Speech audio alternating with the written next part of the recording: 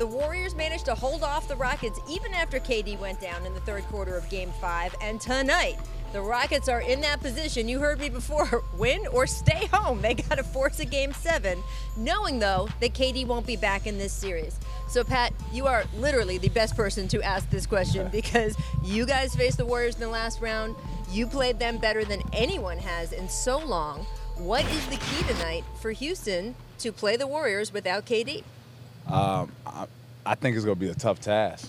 From a fan, you know, you look at it, you want Golden State to lose, of course. You know, you say KD's not playing. But, By the way, is that what you hear from fans? Yeah, a little bit. Yeah. But the motion offense they run is tough. And it's easy for a player to kind of settle knowing that Kevin's not playing. Mm-hmm. So you hope that doesn't happen tonight. Because Pat's right. It doesn't make sense to fans. Fans just say, oh, KD's out. He's consensus right now, best player in basketball. So if the Warriors are missing him, why do players keep telling me, oh, the Warriors actually might have it a little easier tonight? Well, the thing is KD has been so great, you know, in these last two playoff series, and especially in this series. He's been efficient. He's been a guy to bail them out. He's a guy that you don't have to call plays for. When Klay is struggling, when Steph is struggling, he's a guy that you give the ball to, everybody get the hell out of the way, he's going to get you a bucket, carry you to the promised land. That is gone. So now these two guys, meaning Klay and Steph, don't have to defer to a guy like KD.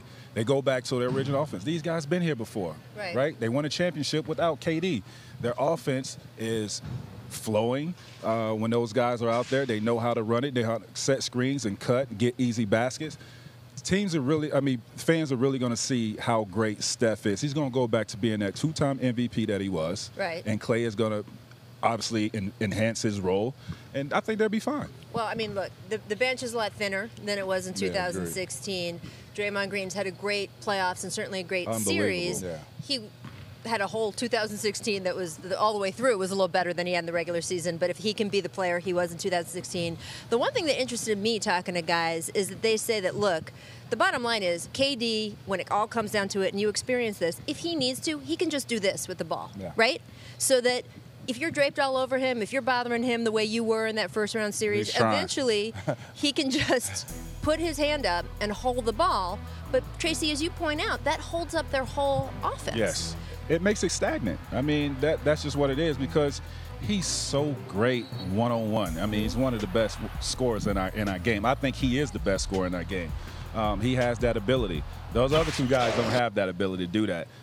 That's why they created the offense that they have with the pass and cut. Draymond is the facilitator for these guys, and the stamina that Steph plays with, it's hard to guard that guy for 40 minutes a night. So he's going to wear guys out. Yeah, and when they don't have KD, when he does do that, where he just holds the ball and then takes that shot, how does it change the way that they play? I think like T-Mac was saying, the motion offense is keeps running. They're coming off downswings, curling, and come back off downswings. So you're going to probably see their best movement game that we've seen in a long time throughout the playoffs. Yeah, they're showing, by the way, I know you can't see it here, they're showing right now you all over Kevin Durant in the first round. I just want to know how many people have come up to you either that week, after that week, just how much you got in that man's head for at least 2 or 3 games. It was crazy. You know, I tried to do it a series, of course, but only lasted for a game and a half until he erupted and broke all type of records. But, you know, it was fun for sure. And when he said, you know who I am, I'm Kevin Durant. That's a bold statement. We talked about that in the locker room. That's a bold statement. To say that, to play against the guys that you're going to play against next, and to have the game that he did have. Right. Yeah. Do you guys feel like he backed it up? There's not much you can do when he backs it up like that. There's nothing you can do about that. Right? Pat knows. We tried. That's all you can do. I like what you said afterward. You said in that after the last press conference, you were like, we tried everything. Trust me. We sent the house to him. Right, exactly. When you meet one of those players who's destined for greatness, I mean, he showed it. He backed everything up from that point.